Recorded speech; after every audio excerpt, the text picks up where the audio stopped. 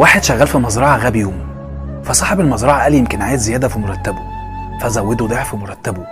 تاني يوم غاب برضه، فصاحب المزرعة استغرب وخصم منه الزيادة اللي اداهاله. فصاحبنا ده أخد المرتب وسكت. فصاحب المزرعة اندهش، قال له زودتك لا اتكلمت ولا شكرت، ونقصتك لا اشتكيت ولا زعلت. رد عليه وقال له لما زودتني مراتي كانت حامل، فقلت ده رزق المولود الجديد، ولما خصمتهم كان المولود مات، فقلت ده رزقه وانقطع.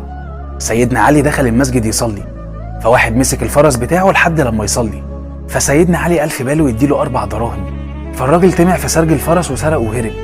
فلما طلع وملقاش السرج، سيدنا علي نزل السوق يشتري سرج غيره، فسأل على ثمنه لقاه 4 دراهم برضه، فقال لولا لم يستعجل الحرام لأخذه بالحلال.